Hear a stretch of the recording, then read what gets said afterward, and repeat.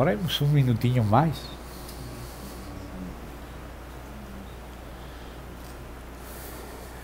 Querido Pai, no precioso nome do Senhor Jesus, agradecemos imensamente a sua bondade, a sua fidelidade, Senhor, a sua preciosa presença. Senhor, te damos graças porque nos concedes invocar o teu nome. Confiar em Ti. O Senhor é o primeiro que está entre nós. Porque o Senhor é diligente em cumprir a sua palavra. O Senhor falou que onde estivéssemos 2 ou 3 em Teu nome, aí está o Senhor mesmo. Senhor, agradecemos a presença do Senhor. Amém. E encomendamos a Ti nosso compartilhar. Nós queremos compartilhar de Ti, segundo o próprio arranjo do Senhor e segundo a obra do Teu Santo Espírito. Concede-nos ficar detrás do Senhor. Concede-nos ficar escondidos na graça do Senhor. E que o próprio Senhor possa se mover entre nós todos. E o Senhor seja o centro de nossa atenção. Que nossos espíritos possam estar atentos e sensíveis ao próprio Espírito do Senhor. Que o Senhor possa nos falar o Senhor mesmo. Que o Senhor possa nos conquistar um pouco mais para Ti.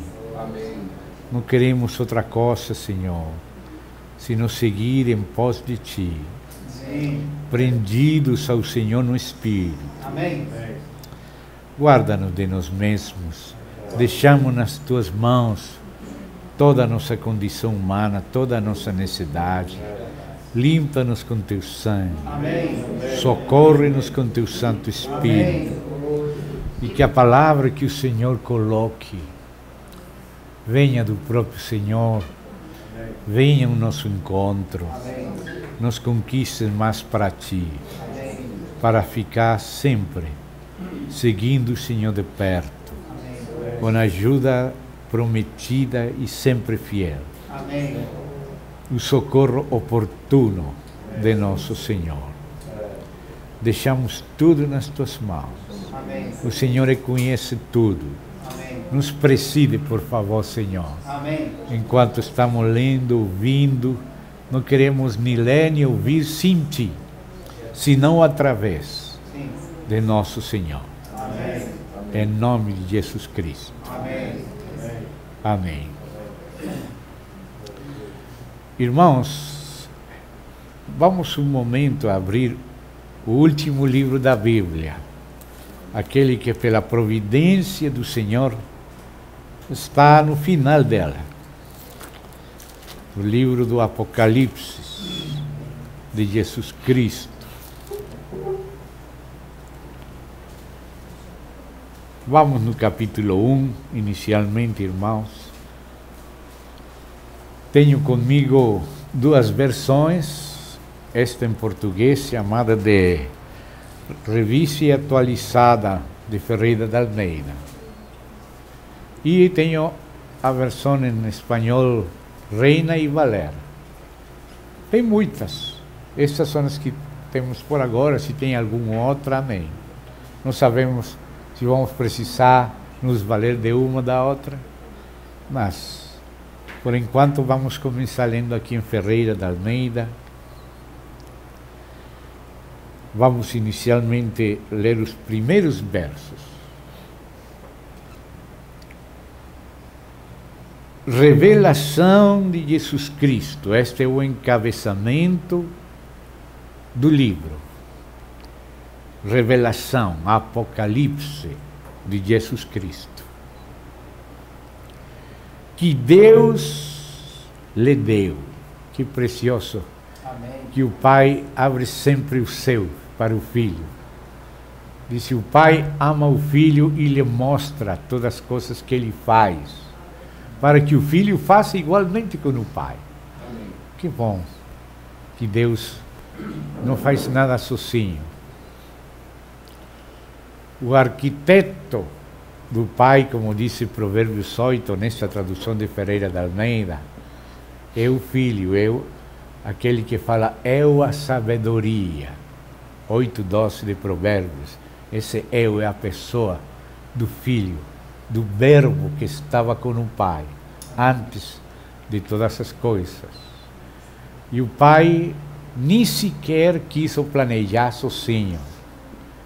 Tudo planejou com o filho. Se lemos com cuidado aquele capítulo 8, aí vamos ver esse aspecto. Com ele estava eu, ordenando tudo. E era seu arquiteto diante dele. O pai é o arquiteto, mas também o filho é o arquiteto com o pai. O pai é o arquiteto e construtor da Nova Jerusalém. E o filho também. Amém. Apocalipse, que é a revelação do filho, fala do pai. E Provérbios fala do filho. E essa palavra arquiteto se refere ao pai e ao filho. E seguramente também ao Espírito Santo. Porque tudo que faz o pai, o faz através do filho. Nada fez ou faz o pai sem o filho. É o que está escrito aí naquele prólogo do Evangelho de João. No princípio era o Verbo.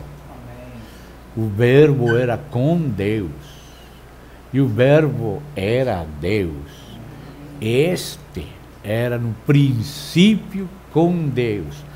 Todas as coisas por meio dele, mediante, por meio, por ele, através dele, com ele, foram criadas. E sem ele nada do que foi feito se fez. O pai não quis fazer nada sem o filho. Todo fiz com ele. Ele é o arquiteto e ele é também criador com o pai. Como fala aí em Hebreus, não? Diz que Deus fez a seu filho o herdeiro de tudo e por meio de quem fez tudo o universo. Então o filho tem estado com o pai no planejamento, porque ele mesmo, o filho, é tanto a sabedoria como o poder de Deus. Amém. Como fala Paulo pelo Espírito, lá em 1 Coríntios 1:24, que Cristo é o poder de Deus e a sabedoria de Deus. Amém. Sabedoria e poder. É o filho do pai. Para arquitetar foi com o filho. E para criar o arquitetado, o planejado, foi com o filho. Para se revelar é pelo filho. Ele que é o resplendor da glória do Pai. Ele se revela pelo Pai. Amém. E esta revelação de Jesus Cristo, que ele tem de si mesmo, é porque o próprio Pai deu. O Pai não escondeu nada do Filho, abriu tudo para o Filho. E quando vemos o Filho, vemos o Pai. Que maravilha! O Pai quis se revelar através do Filho. Revelação também é através do Filho, como arquitetura e criação. Também revelação. E também sustentação, ele que sustenta todas as coisas com a palavra do seu poder. Amém. O Filho, assim fala Hebreus, o Filho. E também ele que redime através do Filho que o Pai redime. Deus estava em Cristo, reconciliando, e fez tudo através do Filho. O Pai que me enviou comigo está. As obras que eu faço, que eu falo, não falo pela minha própria conta, sino que o Pai que mora em mim, ele me deu o mandamento, o que tenho que fazer, o que tenho que falar. Não pode fazer nada o Filho sem o Pai. Sempre depende do Pai. E o Pai não quer fazer nada sozinho. Ele faz todo com o Filho. Que maravilha. Amém. O Pai e o Filho estão no mesmo Espírito. Aleluia. O Espírito contém aquela plenitude que o Pai passa para o Filho e que o Filho comparte com o Pai. Essa plenitude divina é também o Espírito que provém do Pai e do Filho. Também não somente redenção foi delegado ao Filho, também reino foi delegado ao Filho. Também o juízo foi delegado ao Filho. Ele disse: o Pai a ninguém julga, todo o juízo deu ao Filho, porque ele que é o Filho do homem. E ao mesmo tempo o Filho não julga por si mesmo, sino que julga junto com o Pai, e o Pai junto com o Filho. Que maravilha! Em Daniel 7 aparece o ancião de dias, o Pai com aquele cabelo branco.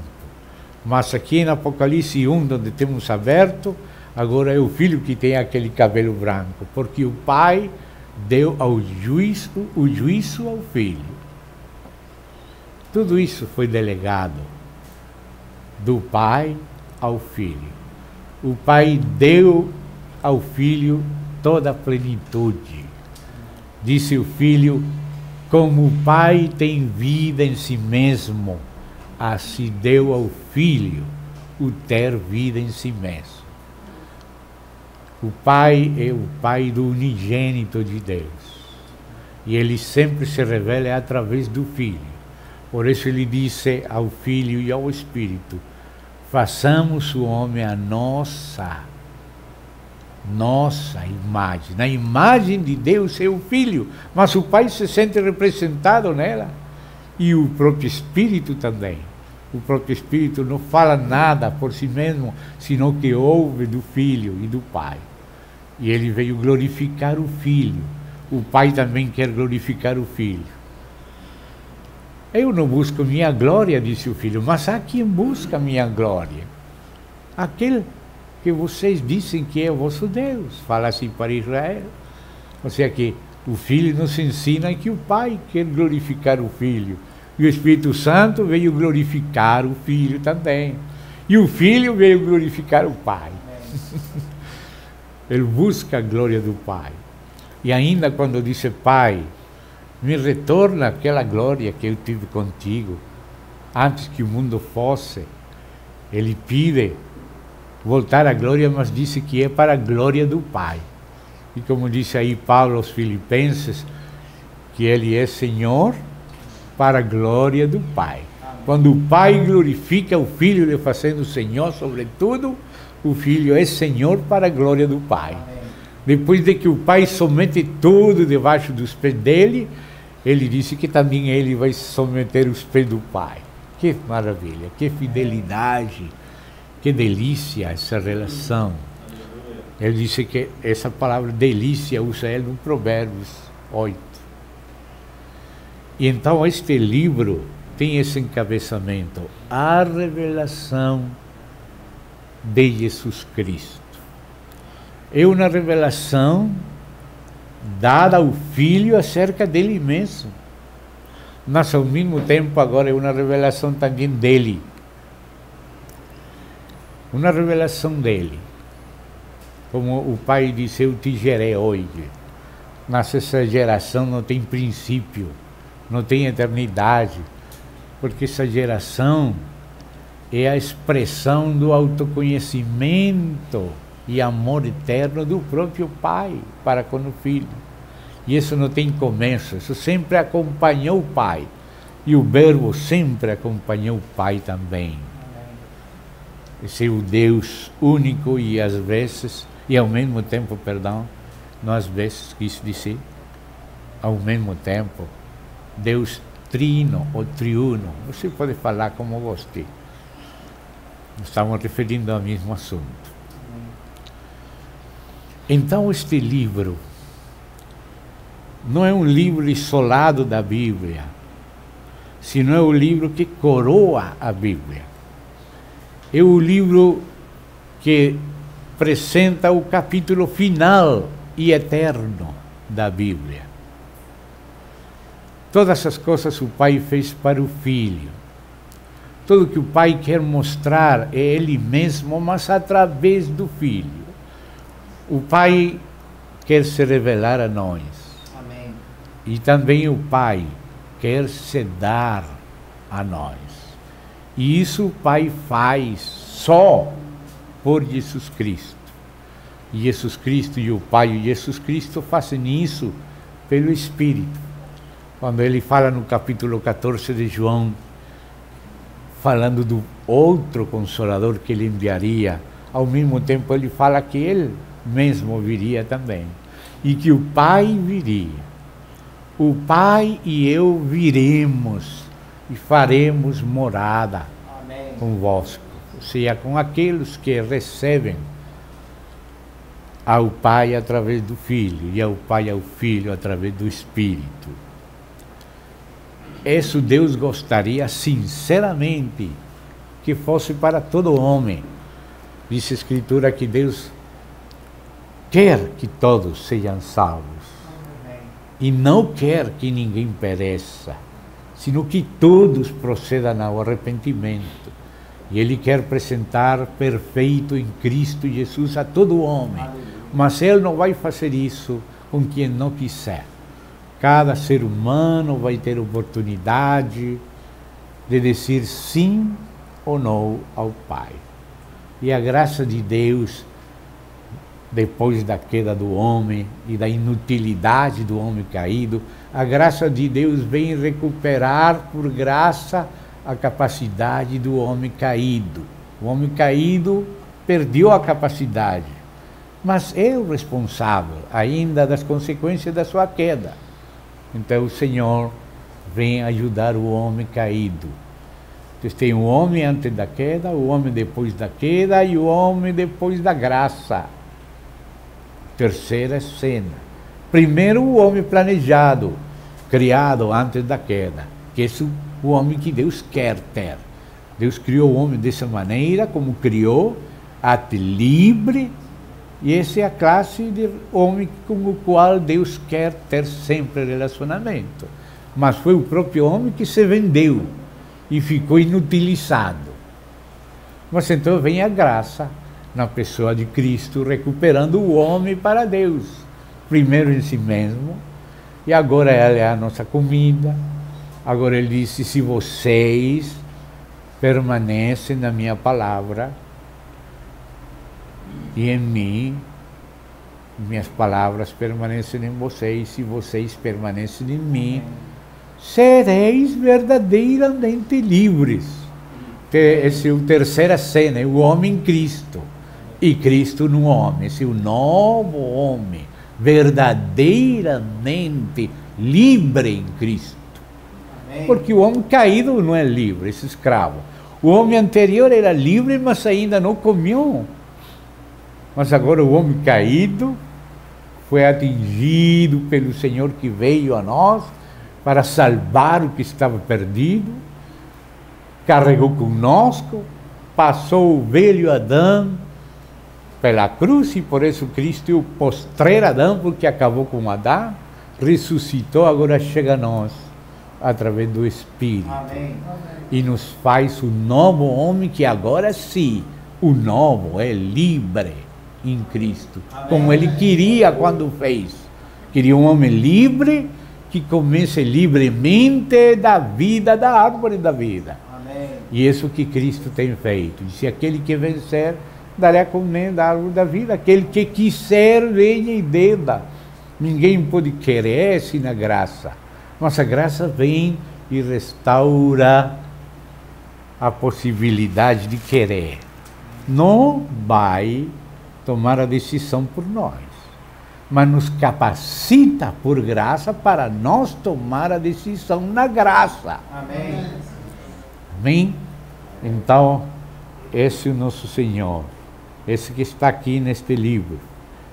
Este livro que tem tanta coisa, tem chifres, cavalos, até dragão com cabeças, mas isso não é o tema do livro. O tema do livro é Jesus Cristo. Amém. E tudo demais que fala o livro é para ressaltar Jesus Cristo. Amém. Porque Se o Senhor não tivesse permitido uma oposição grande, que parece que é terrível, que para nós é imensamente terrível, mas por isso Ele permitiu. Se Ele fosse um Deus pequenininho, não vai permitir uma rebelião tão grande. Não vai permitir tanto poder no inimigo. Mas o inimigo não é todo poderoso. Para o diabo se aplica também aquelas palavras de Deus para Faraó. Faraó é só uma cabeça das 7 cabeças da besta, que tinha aquelas 7 cabeças. E era governada essas cabeças das 7 da besta por 7 do dragão. Aqueles príncipes, coortes de Satanás, são cabeça do dragão. Aquele príncipe da Pérsia, aquele príncipe da Grécia, que eram cabeças daquele império da Pérsia, daquele império da Grécia, aqueles impérios eram cabeças da besta, mas aqueles príncipes eram cabeça do dragão, um correspondendo com o outro. E assim, quando o Senhor fala para um, está falando para o outro. Você vê aquele capítulo 31 lá, nesse aqui, onde fala daquele Egito do Faraó. Em Ezequiel 28 fala daquele príncipe de Tiro. Em Isaías 14 fala aquele príncipe da Babilônia. Mas sempre detrás daquele príncipe natural tinha o outro.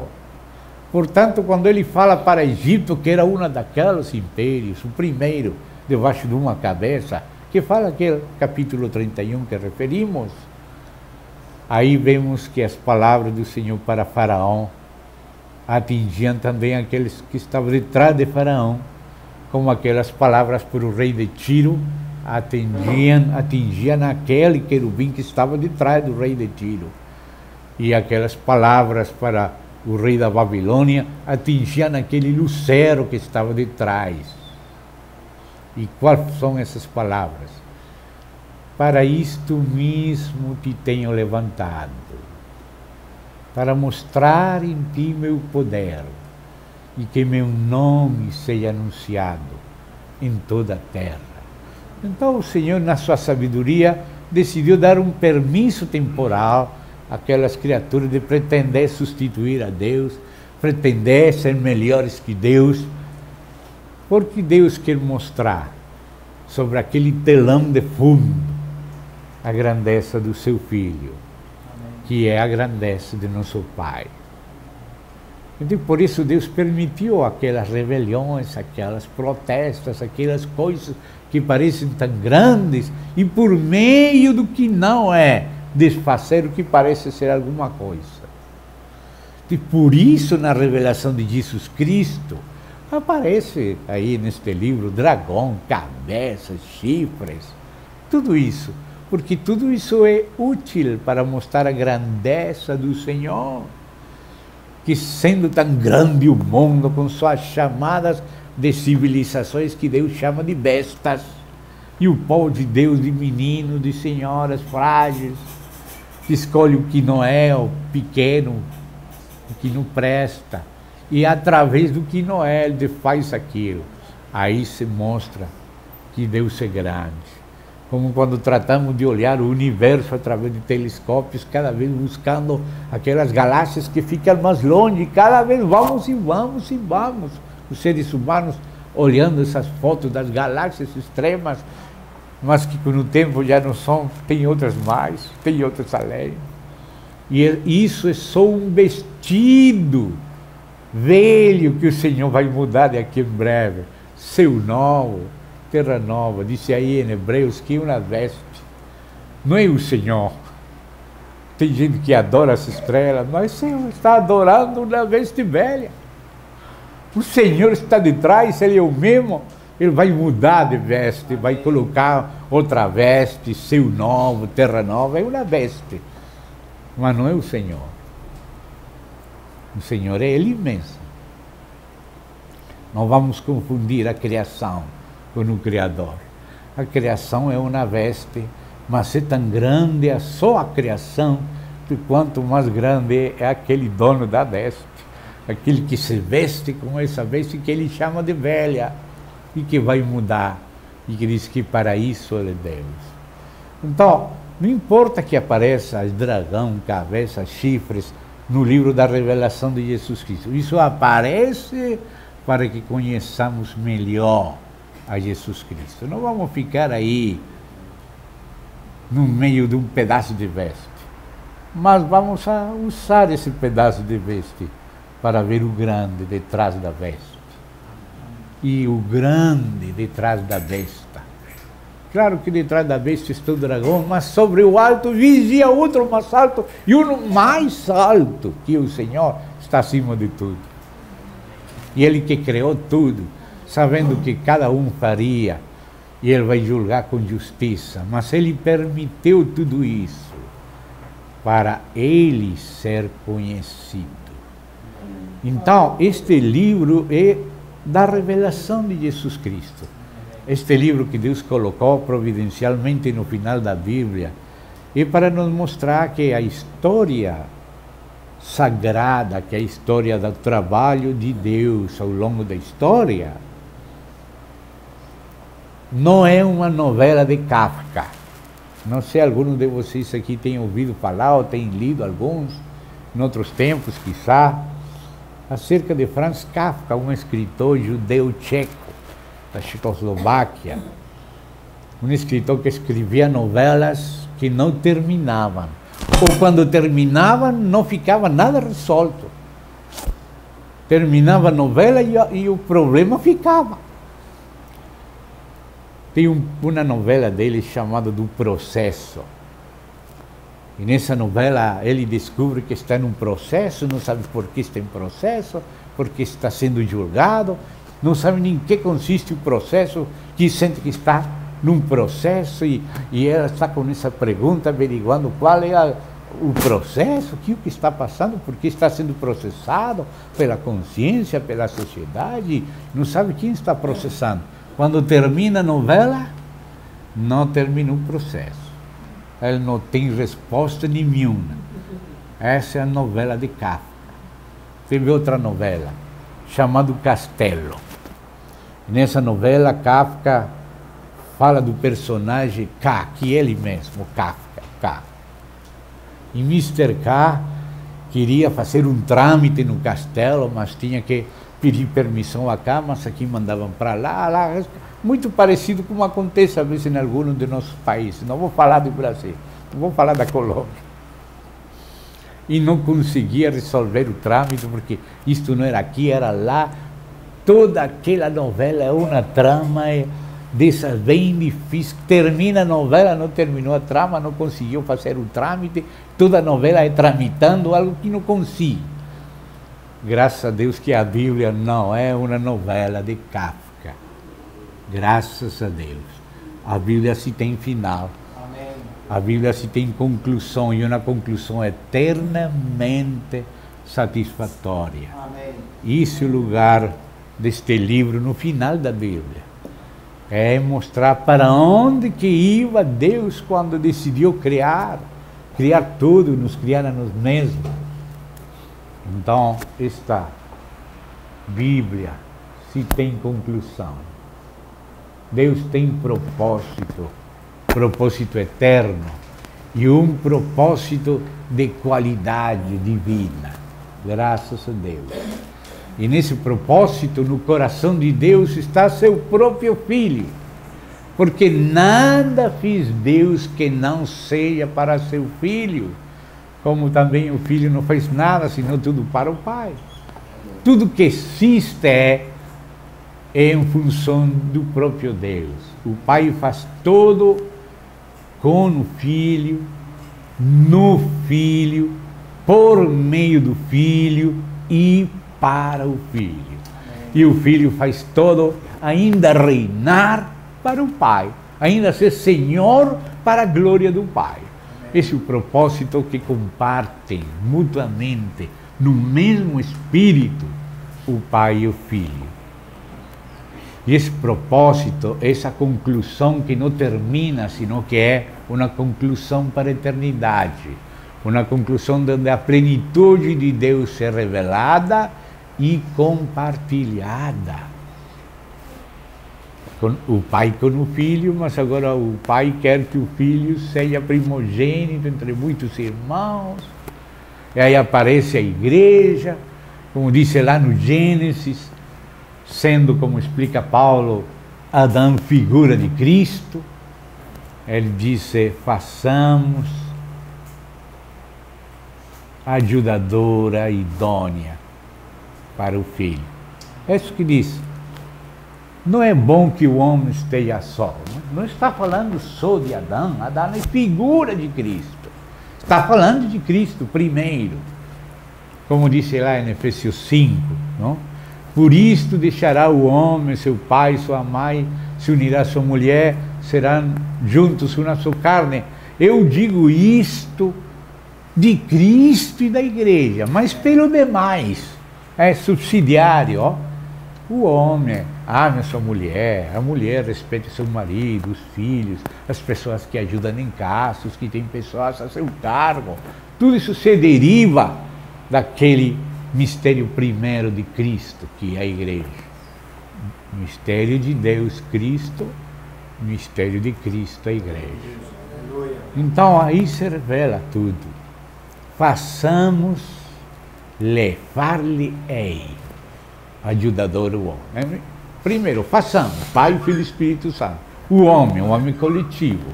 A nossa imagem, a imagem da Trindade divina, do Deus triuno, trino. Esse é o modelo. Como esse modelo? Como tu, ó Pai, em mim e eu em ti, que eles é para todo homem, mas como não todos gostaram, então ficou só a igreja, em representação do homem. Porque o outro virou um velho, mas a igreja é o novo, é o redimido. Então, essa igreja representa aquela mulher. Far-lhe ajudador idôneo. Então, assim começa a Bíblia, e toda ela é essa história de Deus fazendo o que falou. Façamos. Não falava só de criar. Sabia que haveria queda. Então era preciso redimir. Aí estava a parte do Filho. Mas tudo isso tem que ser aplicado. Aí estava a parte do Espírito. Bem? E toda a Bíblia, até o fim dela, e o fim da história de que fala a Bíblia, é esse o objetivo. Façamos isto.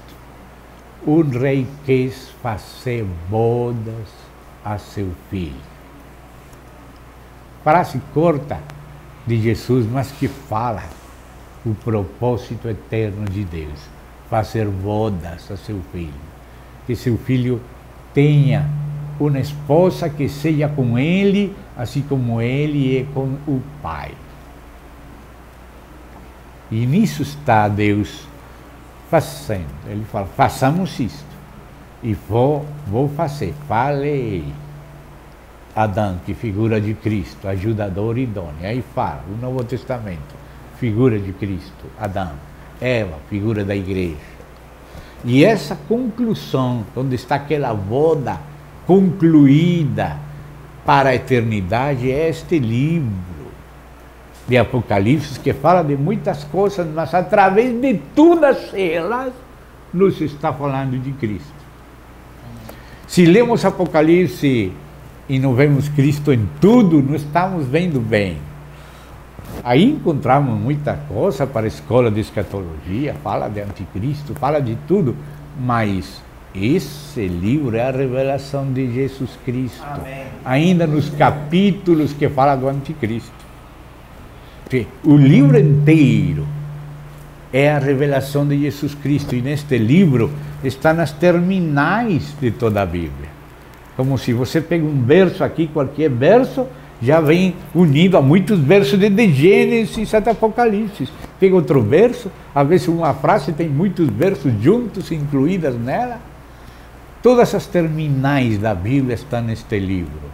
E este livro não é outra coisa que a revelação de Jesus Cristo, que Deus lhe deu primeiramente o próprio Filho, porque o Filho é a sabedoria do Pai, amém, de Deus.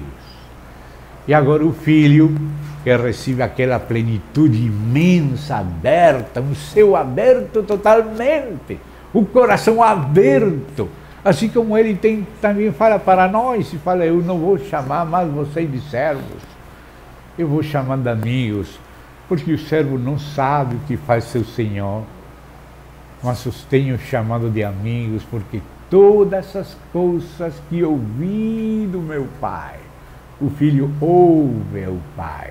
A revelação de Jesus Cristo que Deus lhe deu. Meu Pai quer me glorificar com a glória dele. Oh, que maravilha isso! E agora o Filho também quer nos glorificar. E nisso é glorificado o próprio Pai, em que nós tivemos muito fruto, que é que Cristo se forme em nós. A plenitude. Que coisa grande está no coração eterno de Deus. Porque a revelação e a dispensação dele a nós. Que maravilha! Nenhuma outra criatura foi criada com tal objetivo tão elevado como o homem. Nem sequer os querubins e os serafins. Ele não falou isso, sino do homem. Façamos no primeiro homem, no macho, o gênero humano, aquele homem corporativo, conforme a nossa imagem, conforme a nossa semelhança, e domine, exerça o reino em nosso nome, conosco. Assim, filho, como eu fiz tudo contigo, agora, com o nosso espírito, vamos fazer com eles as demais coisas agora. Agora vai ser com eles. Primeiro fiz algo por nós, depois começa a fazer algo em nós, até poder fazer algo conosco. Ele quer terminar fazendo algo conosco. Ser cooperadores de Deus. O Pai ama o Filho, lhe mostra o Filho o que ele faz, para que o Filho faça igualmente. E agora o Filho disse, aquele que vencer e guardar as minhas obras, eu lhe darei autoridade, etc, etc, como eu recebi. Ou seja, que o Filho guarda as obras do Pai, o Pai faz obras, mas todas as fazem com o Filho e através do Filho, e assim o Pai e o Filho, pelo Espírito, continuam fazendo obras conosco. A sua obra é conosco. Primeiro foi por nós, mas agora está fazendo também algo em nós. Amém. Para fazer conosco o que quer fazer só conosco. Tem coisas que só Deus quer fazer conosco. Amém. Fiz galáxias com seu Filho, com seu Espírito, mas algumas coisas Ele não vai fazer se você não ora, se você não se dispõe a guardar as obras dele. Você guardar as obras dele. Ele quer fazer obras com vocês, com os vencedores. Ele poderia falar a palavra e ser feito, mas assim ele não gosta. Ele quer fazer conosco. Amém. Tem coisas que não se farão se você não quer. Ainda que ele quer que todos sejam salvos, não todos vão ser salvos se eles não querem. Eu quis juntar teus filhos, mas você não quis. Ele é todo poderoso, é soberano, mas ele não vai fazer se você não quer. Esse é um matrimônio entre dois. Você quer ser a minha esposa? Quero. Você me recebe como seu marido? Te recebe. Assim é que ele quer fazer, o que quer fazer conosco. Ele já não quer fazer assim, ceia e aparece a luz. Não. Ele vem, filho, como gostaria tomar aquela água daquele poço. E aqueles vencedores de Davi correm através da batalha e pegam aquela água e trazem para ele, e ele oferece para Deus. O que Deus quer fazer, o que mais deleita ele fazer é conosco agora. Como faz com seu filho, agora quer fazer com nós. Então esta revelação de Jesus Cristo, é interessante que o mesmo Deus divide em 3 partes. Porque o livro inteiro, primeira e segunda parte, é a revelação de Jesus Cristo. Ainda que fale de outras coisas, realmente quem Deus está revelando é Ele mesmo através do Filho e do Espírito. É a revelação dele. Então a revelação de Jesus Cristo, que é o tema do livro inteiro, está dividido em duas partes, e as duas partes estão divididas em três aspectos. Por que falo que está dividido em duas partes? Porque quando chega no capítulo 11, que é a metade do 22, e aí fala nesse capítulo 10º, já antecipando o capítulo 11, a 7ª trombeta, que é que consuma o mistério. Uno pensaria que então já Apocalipse terminaria no capítulo 11, porque fala que nos dias da voz do 7º anjo, quando ele começa, nem sequer no final, no começo da 7ª trombeta, que abrange até a Nova Jerusalém. Se você estuda com cuidado o que abrange a 7ª trombeta, vê que abrange até a Nova Jerusalém.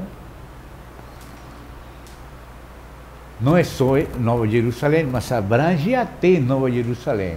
Quando abre toca a 7ª trombeta, então diz: os reinos do mundo vieram nascer de nosso Senhor Jesus Cristo, e Ele reinará não só pelo milênio, sino pelo século dos séculos. Aí está o reino eterno, não só milenial. Se a 7ª trombeta abrange desde a segunda vinda de Cristo, que no começo da 7ª trombeta, quando ele começa a tocar a 7ª trombeta, no começo já é um mistério consumado. Porque a vinda de Cristo, depois vem um milênio, depois vem aquela ressurreição dos outros mortos, que não ressuscitam na primeira, vem aquela rebelião, vem aquele fogo, vem aquele juízo, se acaba a terra, céu desaparece, Deus faz céu novo, terra nova, e Nova Jerusalém. Aí é que ele reina pelos séculos dos séculos. E isso está incluído no final da 7ª trombeta. Mas o mistério é revelado na segunda vinda de Cristo, no início da última trombeta. Quando ele vem num momento, não em 2, nem 3, nem 5, num momento, todos os de Cristo, todos seremos transformados num momento, e esse momento não é longo, é num abrir e piscar de olhos, na final trombeta. Isso acontece no começo, quando comece a tocar o anjo a 7ª trombeta. Aí começa. Então, você vê que a 7ª trombeta consuma de verdade um mistério.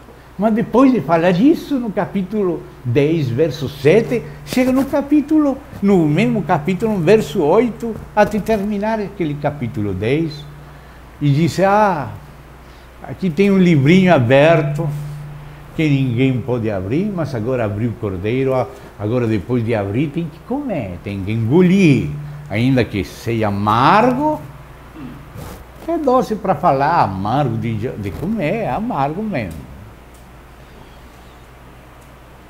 Então, assim como Deus deu aquele rolo para Ezequiel, ele comeu o rolo, e daquele rolo que ele comeu, saíram 48 capítulos de Ezequiel. Assim também deu um rolo para João. Agora, João, você tem que comer esse livro aberto. Lá no início estava fechado, ninguém podia abrir, só o cordeiro. Mas o cordeiro abriu todo o livro. E o final do livro é o 7º selo, e aí tem a 7 trombeta, e na 7ª é a consumação do mistério. E agora que consuma o mistério, agora aparece esse livrinho aí. Esse livrinho é como se fosse a cerecinha acima do bolo. Toda a Bíblia, até Apocalipse, capítulo 11, é o bolo. Mas o livrinho agora aberto é a revelação de tudo. Isso que ele falou desde o capítulo 12 até 22, a segunda parte. Era aquele livrinho que, assim como deu Ezequiel, agora deu o livrinho aberto da revelação de Jesus Cristo para João. Agora João tinha que comer esse livro, disse, para profetizar de novo acerca de tribos, línguas, povos e nações.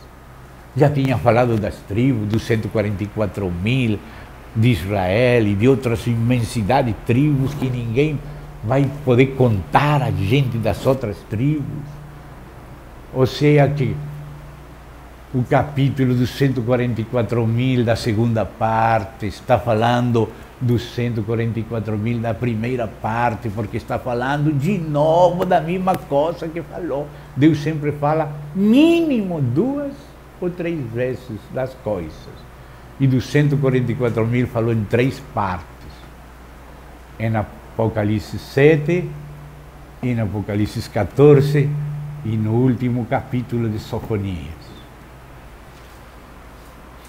São as 3 vezes que Deus fala, conste toda a palavra em boca de 2 ou 3 testemunhas. Então, o livrinho aberto que João comeu é Apocalipse 12 até 22.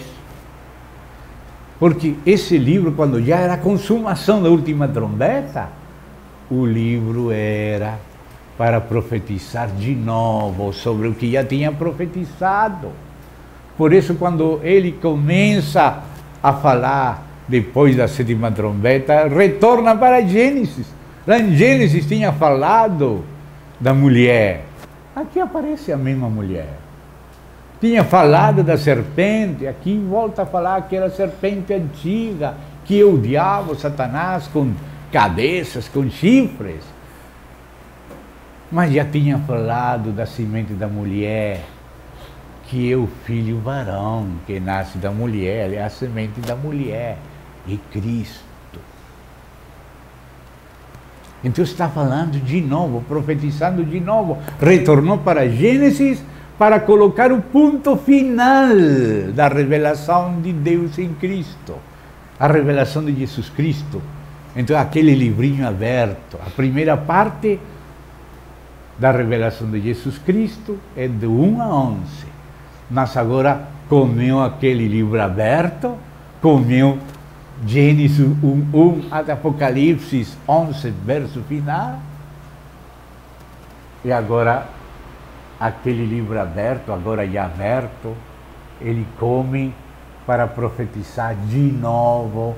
E a profecia de novo é aquela que começa de novo em Gênesis, na mulher, na semente da mulher, na serpente, e assim começa e coloca o ponto final de toda a Bíblia, de toda a revelação de Jesus Cristo. Tudo que começou em algum lugar da Bíblia, agora é concluído na última parte. Por isso eu falei que era a cerecinha acima do bolo. Isso, o livro aberto, é Apocalipse 12 até 22. Então, vemos que tem 2 partes, Apocalipse. Mas as 2 partes falam de 3 assuntos, tanto na primeira parte como na segunda parte. Deus sempre fala pelo menos essas 2 vezes. Como disse, por exemplo, façamos o homem, tem aquelas primeiras relações, Toledot, dos céus da terra, fala capítulo 1 até o 7º dia, que é onde deveria terminar. O arcebispo de Canterbury, que colocou os números, deveria, creio, ter terminado o capítulo 1 no 7º dia, depois do 7º dia, não parar o capítulo no 6º dia, e o 7º como se começasse. Não, o 7º é 7º em relação aos 6 primeiros. A relação chama Toledot, em plural feminino, relações dos céus da terra. Termina no capítulo 2, verso 4, parte A. Aí termina o primeiro Toledot. Depois começa o segundo Toledot, ou seja, as relações Sefer Toledot Adão, o livro das relações de Adão. Capítulo 2, verso 4, parte B. Aí começa o segundo livro, que em Moisés, essa é a bibliografia de Moisés que ele cita. Este é o livro das relações de Adão.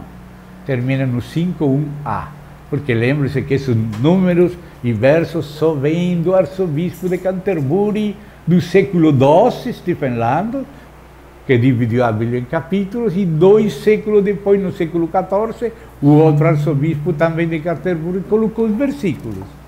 E é muito útil para encontrar onde que fica as coisas rápido, porque você vê como o Novo Testamento cita o Antigo. Em algum lugar diz, como não tinha colocado o número, não pode ser capítulo 15, verso 7 ao 9.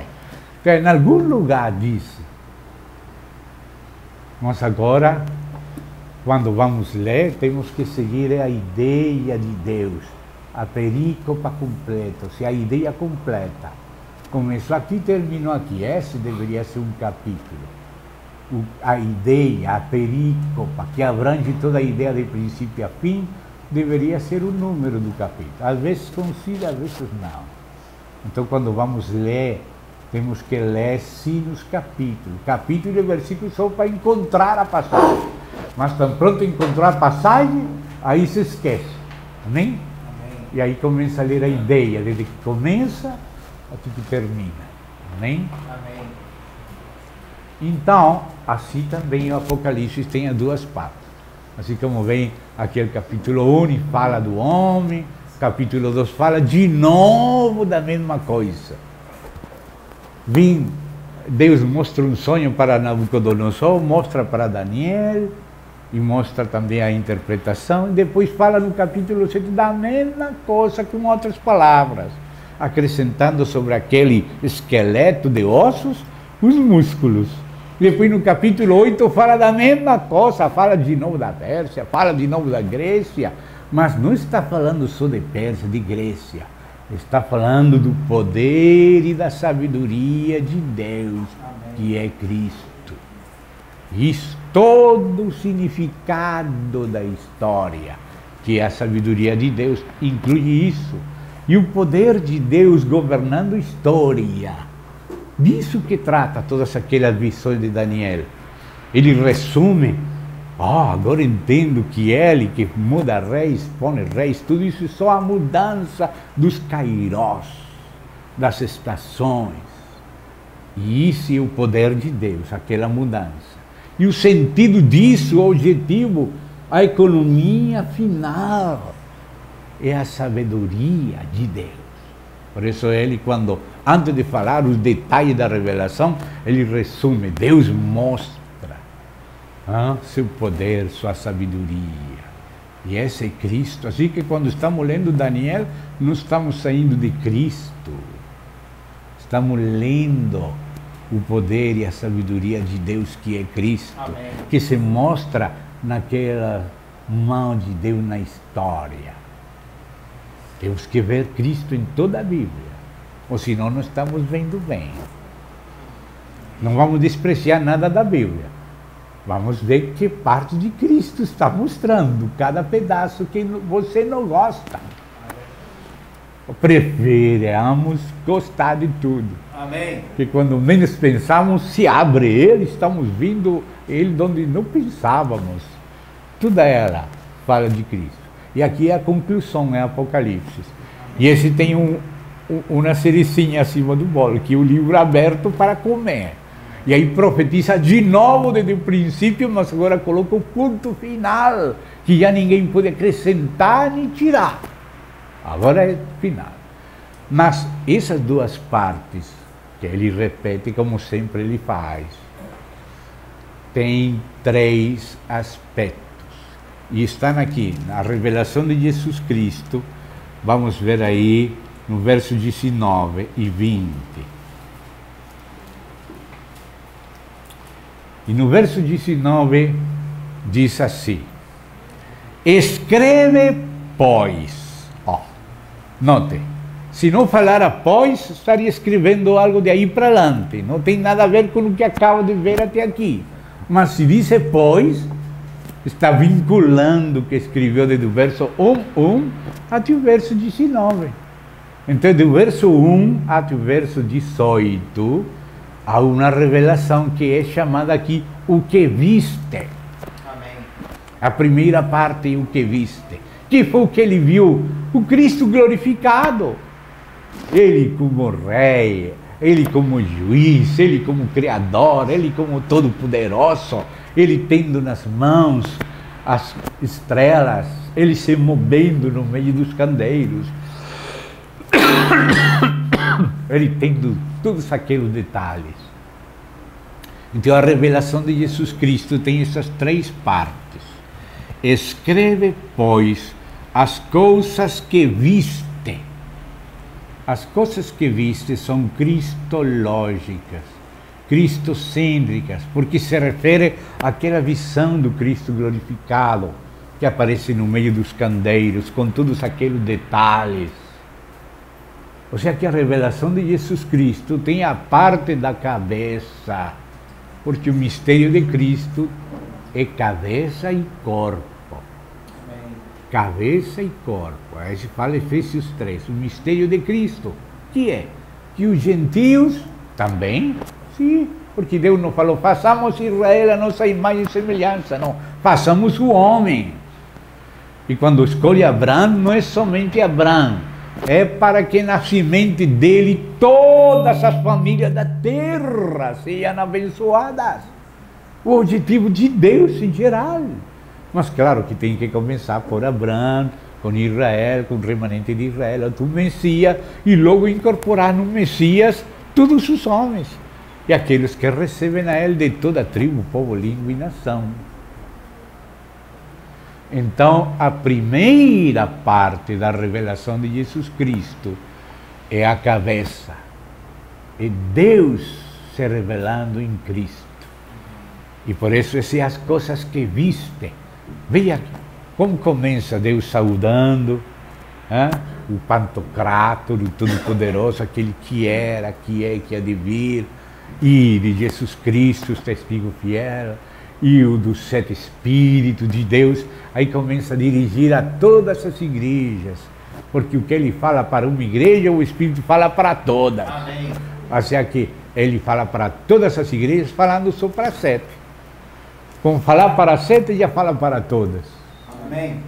O que o Filho fala em nome do Pai para uma igreja específica, o Espírito fala para todas. Esse é o princípio de analogia. Quando ele está falando para Éfeso, o Espírito está falando para todas as igrejas, também para a igreja do Rio de Janeiro. Quando o Espírito está falando para Esmirna, o Espírito está falando para todas as igrejas, também para Rio de Janeiro. Amém. Etc. até Laodiceia. O Espírito fala para todas as igrejas. Aquilo que ele tratou no caso de Éfeso, assim ele trata qualquer época histórica eclesiástica na qual prevaleçam os assuntos que prevaleceram em Éfeso. Então ele aplica esse tratamento a Éfeso a qualquer situação histórica análoga, parecida ou semelhante. E no final ele trata com todas as igrejas, tratando com essas 7. Tanto historicamente como profeticamente, porque isso é parte da profecia. Então, a primeira parte, as coisas que viste, que é o ênfase cristológico, cristocêntrico. Mas é a primeira parte do mistério. A igreja tem que ver a sua divindade, sua humanidade. Como disse o irmão Witness Lee, o Cristo todo inclusivo, não? Ele fala disso. É uma expressão dele, típica dele. Cada servo tem suas expressões típicas, como João, que vimos, o que ouvimos, o que palparam nossas mãos. Esse é o típico de João, não? Paulo, por quê, o porquê de tudo, sempre porquê, o estilo de Paulo. Cada um tem seu estilo. E é um aspecto de Cristo. Mas Cristo tem que ser visto de todos os ângulos para que seja visto bem. Amém. Ser visto de maneira completa. Precisa o ângulo de Mateus, e o ângulo de Marcos, e o ângulo de João, e o ângulo de Lucas. Os 4 ângulos precisam de olhos para ver a Cristo. Amém? E é preciso todo o corpo para ver a Cristo. A riqueza de Cristo. Então agora a primeira coisa que é as coisas que viste. Primeiro parte da revelação de Jesus Cristo. Segunda parte, e as coisas, vou fazer explícito que está tácito, as coisas que viste e as que são, as coisas que são. Que era o que havia ainda no tempo de João, porque ele viu a cabeça e o que viste. Mas depois que foi que começou a ver a partir daqui, falando dos 7 candeiros, das 7 estrelas. Vem falando da igreja. Ou seja, a segunda grande parte da revelação de Jesus Cristo, do mistério de Cristo, é o corpo de Cristo expressado nas igrejas. Amém. Então a parte eclesiológica, a eclesiologia bíblica, é a segunda parte do mistério de Cristo. Tem um fundamento, que é Cristo, o que Ele é, o que Ele fez, e tem a sobreedificação acima desse fundamento, que é a igreja. Tudo relativo à igreja segundo Deus, segundo o propósito eterno de Deus. São as coisas que são. Que é o que é agora? É a formação de Cristo na igreja, que é o que trata os capítulos 2 e 3, as coisas que são. Termina capítulo 2 e 3 e começa o capítulo 4 dessa maneira assim. Depois destas coisas olhei, e eis não somente uma porta aberta no céu, como também a primeira voz que ouvi como de trombeta ao falar comigo, dizendo, sobe para aqui e te mostrarei o que deve acontecer depois destas coisas. Olha esta frase aqui, como é semelhante à primeira frase da revelação de Jesus Cristo. Diz assim, revelação de Jesus Cristo, que Deus lhe deu para mostrar a seus servos. Aí está Cristo e a igreja. Revelação de Jesus Cristo é as coisas que viste, para manifestar a seus servos, é a igreja, as coisas que são. Agora vem as coisas que devem ser depois destas. Diz manifestar que as coisas que em breve devem acontecer. Vê a tripla divisão aí também? Agora veja no capítulo 1, verso 19. As coisas que viste, 1. As que são, 2. E as que hão de acontecer depois desta. O primeiro ênfase é cristológico, cristocêntrico. O segundo é eclesiológico. O terceiro é escatológico. E as três partes pertencem à revelação de Jesus Cristo. Por isso encontramos em Apocalipse o anticristo, o dragão, as cabeças, o chifre, um monte de guerra, Armagedon, tudo, mas é para revelar Jesus Cristo. Mas é necessário que a revelação de Jesus Cristo seja recebida e comida íntegra, porque toda ela é a revelação de Jesus Cristo. A parte cristocêntrica pode começar por evangelística, que é o Evangelho. Qual é o tema do Evangelho? Romanos 1, que o Evangelho diz? O Evangelho acerca do seu Filho. O tema do Evangelho é o Filho. Não nos pregamos a nós mesmos, sino a Jesus Cristo como Senhor. Primeira parte. E agora nós, como vossos servos, por amor de Jesus. Aí está nas igrejas. Mas aí não termina. A segunda parte diz, e terceiro. Terceira coisa. As coisas que devem ser depois disso. A revelação de Jesus Cristo, dele. Para mostrar aos servos dele o que deve acontecer em breve. E que o que deve acontecer em breve? A glorificação do Filho, isso que deve acontecer. Filho, venha para cá, senta na minha destra, eu vou fazer alguma coisa. Eu vou colocar todos os teus inimigos, e por isso aparecem os inimigos na revelação de Jesus Cristo. Vou colocar todos eles um por um. um por um debaixo dos teus pés.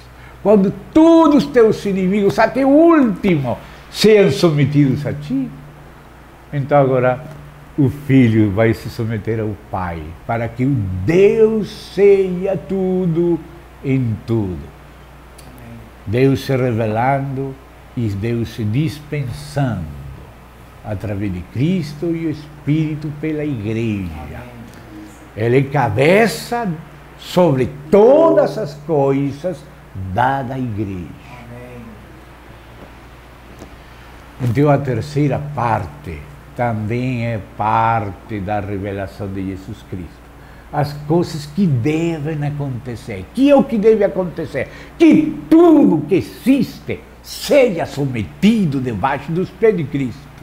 Amém. Não há nada que fique grande para Cristo, nem vai ficar nada grande para a Igreja em Cristo. Ao contrário, Cristo é a resposta de Deus a todos os desafios que vive a Igreja em todas as épocas, em todas as situações que estão representadas naquelas coisas que são, naqueles 7 candeiros.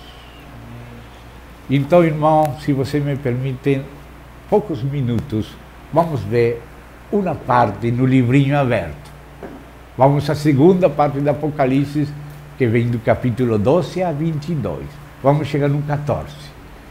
Apocalipse 14. Mas falei tudo isso para saber onde que está Apocalipse 14.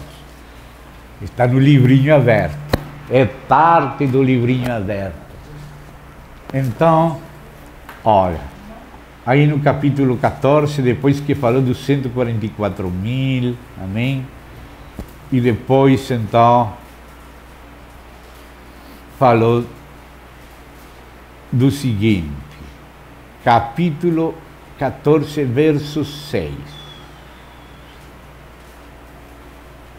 Vi outro anjo voando pelo meio do céu.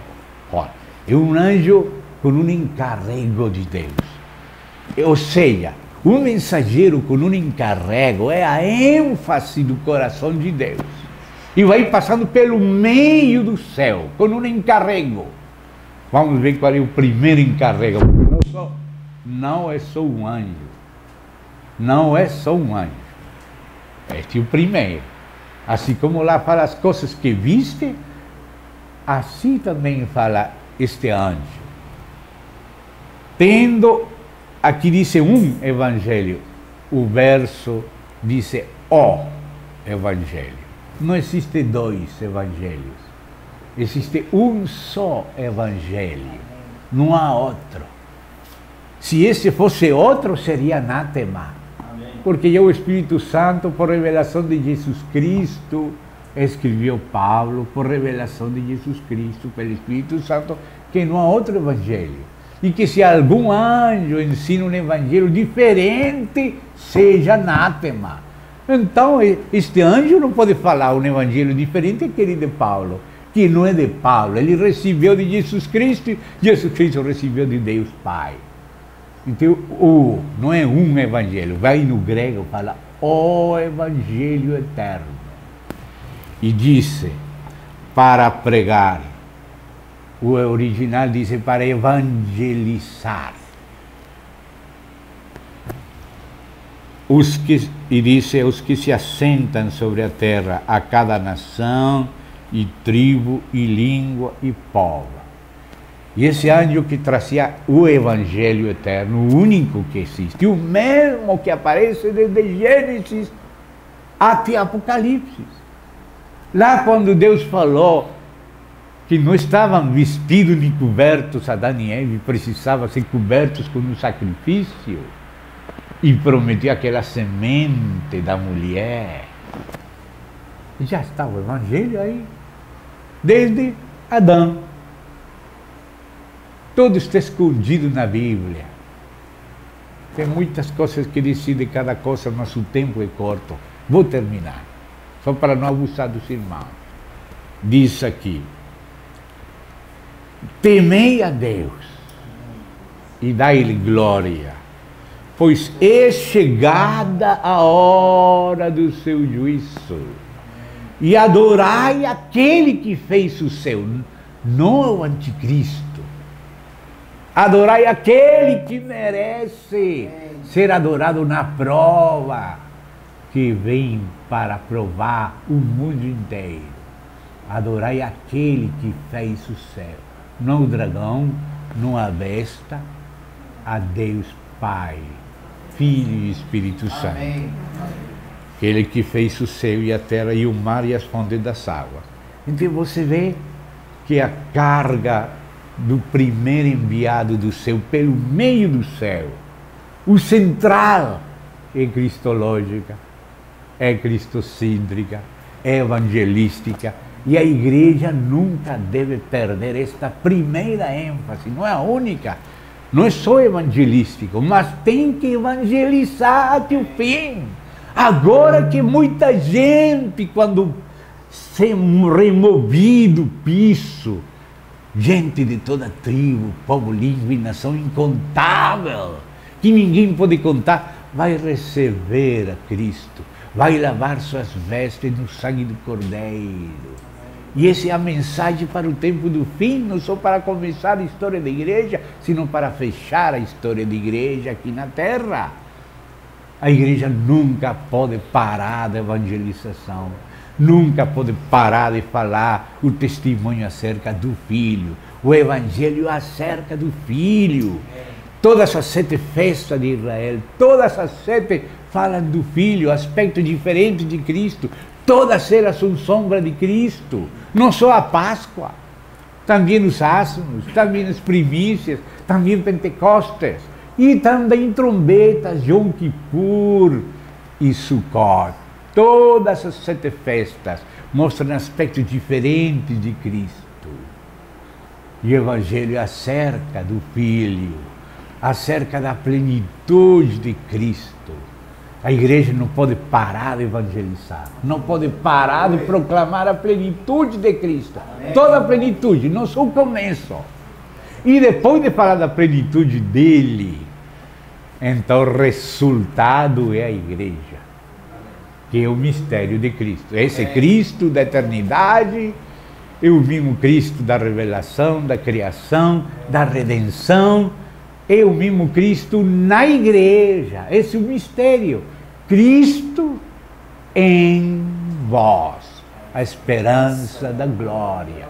Aí está Cristo, primeira parte. Em vós, segunda parte. Esperança da glória, terceira parte. Aí está. O que viste, o que é, o que há de ser. Amém. Ainda que tem muitos cifras e coisas, isso é parte do que tem que acontecer para que Cristo seja glorificado, conhecido, dispensado, formado em nós e glorificado, e o Pai seja glorificado, porque nisso é que o Pai é glorificado. Amém. Em que nós levemos fruto dele. Amém. No mundo. Então, irmão, agora terminando, não vamos poder comprar nem vender, mas temos que evangelizar igual. Porque Deus vai nos dar de comer. Se Ele saberá como. O importante é que este é a ênfase do céu. Adorai aquele que fez o céu e a terra. Amém. E esse evangelho é para pregar na hora do juízo. Amém. Pregar na hora do juízo. Diz: o juízo, a hora do seu juízo é chegada. E também é chegado o anjo com o evangelho eterno para ser pregado. Olha onde aparece isso, toda a nação, tribo, povo, língua. Acabava de falar dos 144 mil e agora fala de pregar a todos. Igual que falou no capítulo 7, descreveu os 144 mil das tribos de Israel e depois falou de uma multidão incontável que tem que ser redimida, tem que lavar suas roupas, suas vestes no sangue e sair da tribulação. E são responsabilidades de quem? Da igreja dos últimos tempos. Não podemos perder o ênfase evangelístico, cristocêntrico, cristológico. E o segundo anjo fala da igreja. Seguiu-se outro anjo. Ou seja, que a consequência de ser cristocêntricos é que a igreja aparece. A igreja passa por muitos problemas, o diabo levanta em oposição a grande prostituta e a filha dela, e esse mistério da Babilônia, etc. Mas que disse Deus aqui? A proclamação do céu caiu nessa guerra, nesse combate da história das duas sementes. A semente de Deus com a semente da serpente brigando, numa inimizade que Deus colocou. No final, a cabeça da serpente se esmagada pelo Filho varão, que é Cristo, que se forma na igreja para encher a igreja dele. E para que nós sejamos também vencedores com ele. O Pai nele glorificou o nome. Pai, glorifica teu nome. Bom, aquele trovão. O tenho glorificado. Mas acrescentou algo mais. E o glorificarei outra vez. Agora também a serpente vai ser colocada debaixo de nossos pés. Como foi colocada debaixo dos pés de Cristo, e Cristo já venceu, e o Espírito está formando Cristo e nos aplicando aquela vitória, para que também debaixo de nossos pés, em breve, isso que fala, todos os teus inimigos debaixo dos teus pés, em breve, ele também é colocado, o inimigo, debaixo de nossos pés. O Senhor vai glorificar seu nome agora outra vez, esta vez através da igreja em Cristo. Amém? Amém. Glória a Deus. Fala amém. Amém. A Deus, não amém. Se eu falo bagunça, não fala para mim nunca amém. Mas fala para Cristo sempre. Amém. Então diz aqui: caiu a grande Babilônia, que tem dado a beber a todas as nações do vinho da fúria da sua prostituição. Ou seja, que a mensagem segunda é eclesiológica, é a vitória sobre Babilônia, a formação de Cristo na igreja, a recuperação da igreja, a vitória daquela guerra religiosa que o diabo utiliza para confundir. A igreja não vai ser confundida. Agora a igreja vai aplicar a revelação de Cristo. Sem revelação de Jesus Cristo, não há edificação da igreja. Amém. A igreja é edificada na revelação de Jesus Cristo. Na medida que o Espírito glorifica Cristo para nós, abre nossos olhos do coração para conhecer espiritualmente Cristo. Aí é edificada a igreja. A igreja não é edificada senão na revelação de Jesus Cristo. E esse é este livro. A revelação de Jesus Cristo, o alimento para a igreja.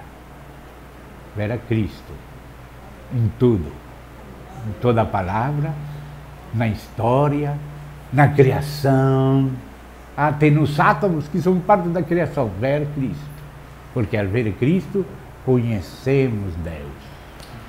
Então aí termina. Uno pensaria, bom, aí terminamos? Não terminou não.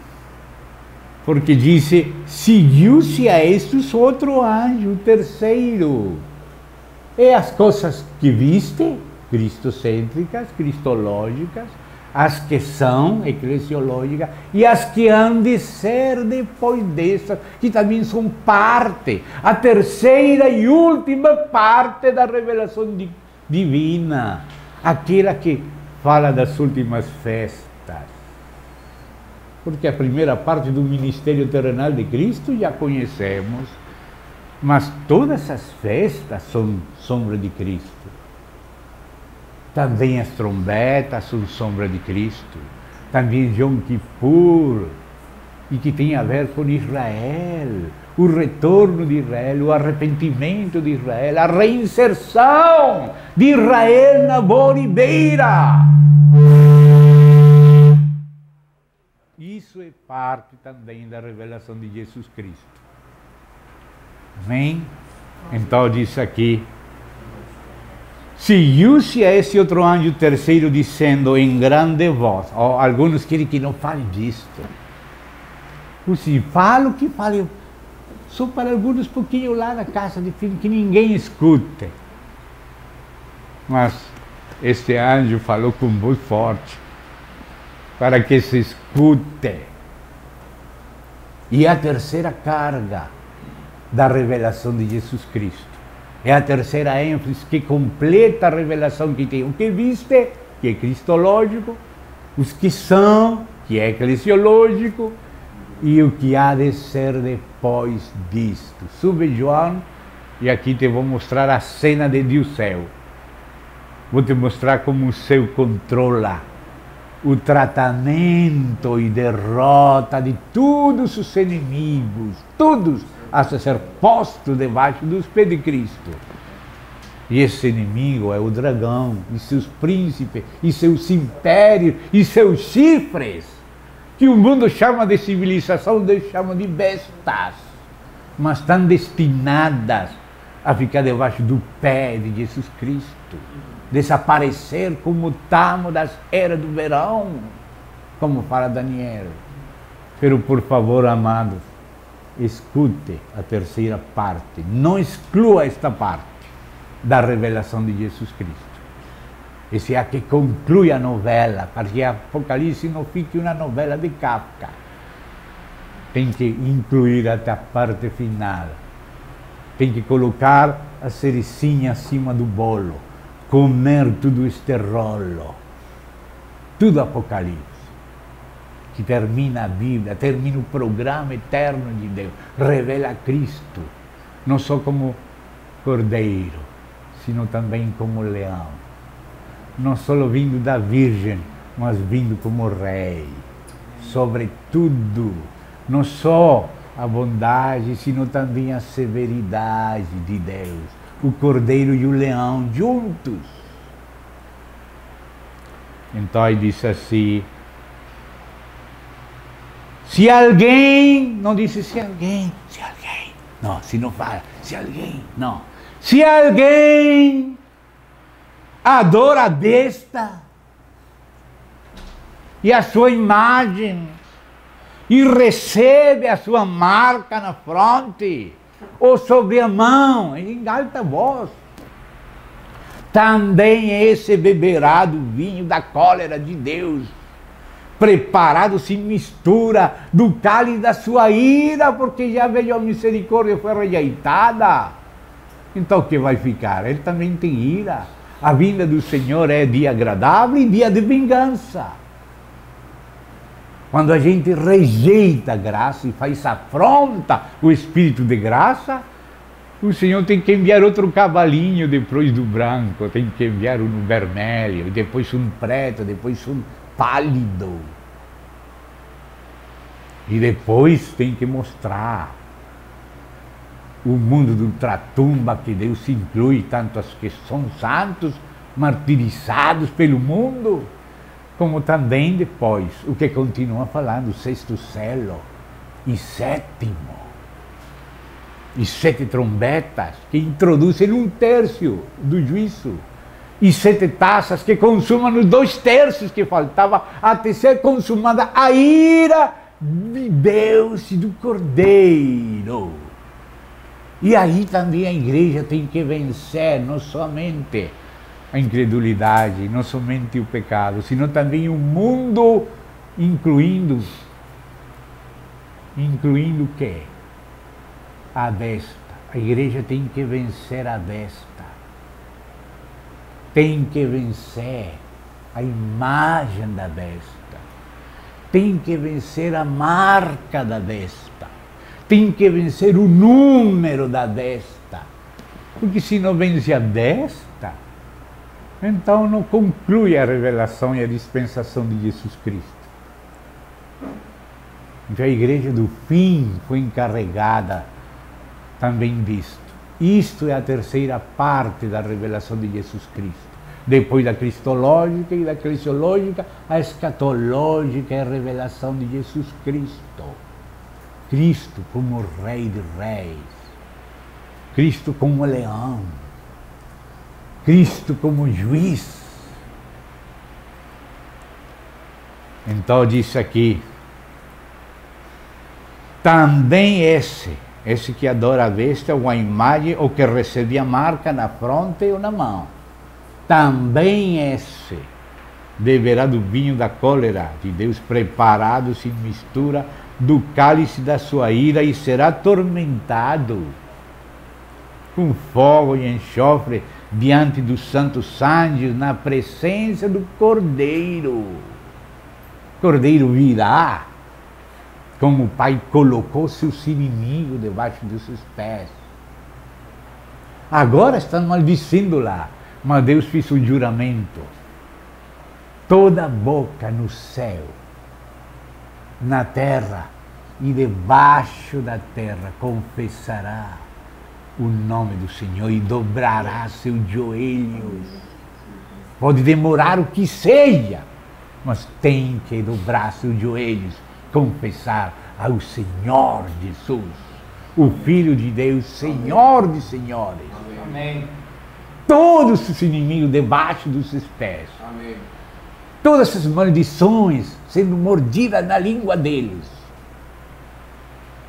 Então diz aqui, diante dos santos anjos e na presença do Cordeiro, a fumaça do seu tormento sobe pelo século dos séculos e não tem descanso algum, nem de dia nem de noite, os adoradores da besta e da sua imagem, e quem quer que receba a marca do seu nome. Como vamos ficar calados?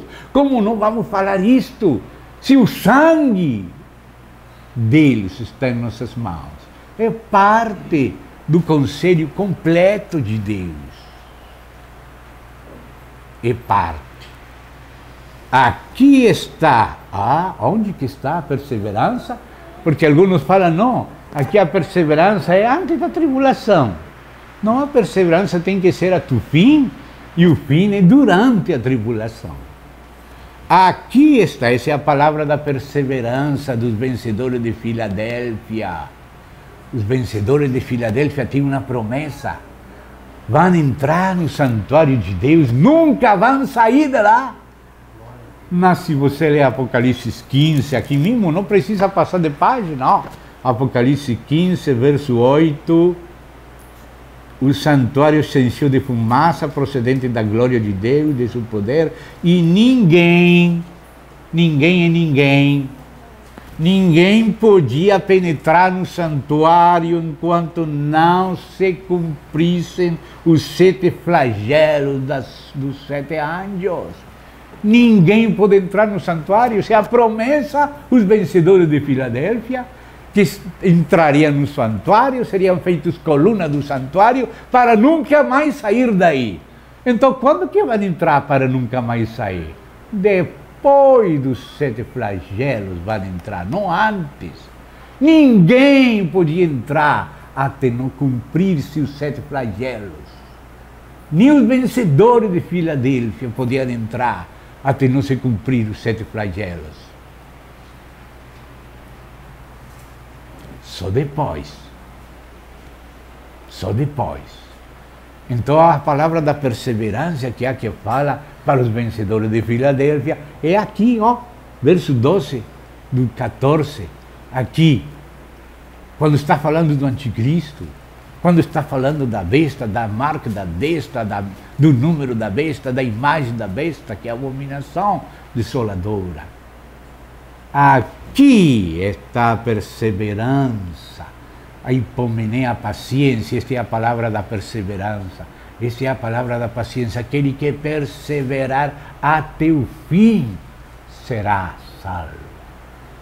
Esse o fim é até a segunda vinda de Cristo, num momento, num abrir e fechar de olhos, na final trombeta, que é do 7º selo, e já a ira começa no terremoto do 6º. E só depois é que os 7 flagelos são derramados sobre o reino do anticristo, para Deus mostrar seu poder. Para isso te permiti, para mostrar em ti o meu poder, e que não teu, meu nome se anuncia dentro da terra. Irmão, tem uma cara de Jesus Cristo que é de ira. A ira de Deus e do Cordeiro, para ser derramada no reino do anticristo. Hora da prova para provar o mundo inteiro. E haverá santos que têm que trabalhar nessa hora. Ninguém vai entrar no santuário antes dessa hora, até não ser derramados os 7 flagelos. Então, aqui está a perseverança dos santos, os que guardam os mandamentos de Deus e a fé em Jesus. E termino com outra passagem aqui, capítulo 13, no verso 1 até o verso 8, fala do anticristo. E no verso 11 até o verso 18 fala da outra besta. E aí no meio das duas bestas, nesse contexto da besta e da outra besta, nesse contexto, disse o verso 9 e 10. Se alguém tem ouvidos, ouça. Se alguém leva para cativeiro vai. Se alguém matar a espada, necessário é que seja morto a espada. Aqui está a hipomené, ou seja, a perseverança, a paciência, a constância, a submissão. Todas essas palavras são tradução de hipomené. Essa é a palavra da paciência, que está aqui. Aqui está a palavra da paciência, a perseverança e fidelidade do santo. Onde? Aqui, no meio das duas bestas, ou seja, debaixo do governo da OTAN, Organização do Tratado Atlântico Norte. É aquele Atlântico que está entre Europa e Estados Unidos. As duas bestas amigas, uma diante da outra, querendo estabelecer o governo mundial sobre a Terra. As duas bestas se servindo mutuamente. Aqui está a paciência e a perseverança, a fidelidade.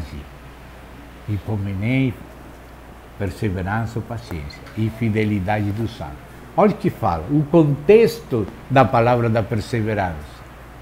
Aquele que perseverar até o fim. Portanto, quando virdes no lugar santo, onde não deve estar, a abominação desoladora, a imagem da besta, que falou o profeta Daniel, aquele que lê Daniel, entenda Daniel, que estavam perguntando os sinais da sua vinda. Falou, alerta amarela, vai acontecer estas coisas, mas ainda não ao fim. Mas depois vai princípio de dores, alerta agora laranja, mas não ao fim. Tem que, não só princípios, sino todas as dores. Aí é o fim. Se evangeliza todo mundo, até ver aquela hora da noite que ninguém pode trabalhar, aquele anticristo se sentando no templo de Deus como Deus. Já vai começar o contínuo sacrifício, que começa na primeira metade da última semana, já foi retomado em Jerusalém, a ordem, quando começa o cumprimento, já só falta chegar a que seja tirado, e em lugar do sacrifício contínuo, se sente o homem de pecado, fazendo-se passar por Deus, chefe de todas as religiões, da política, dos bancos, governo mundial. Isso é o fim. O fim, portanto, quando virdes isto, veremos, a última parte da igreja verá, e verá também a figueira. Quando vejais a figueira florescer e as demais árvores, sabei que o verão está perto. Não sabemos, nem podemos saber, nem falar do dia e hora, mas sim podemos saber quando que está perto, para que aquele dia não nos surpreenda como ladrão.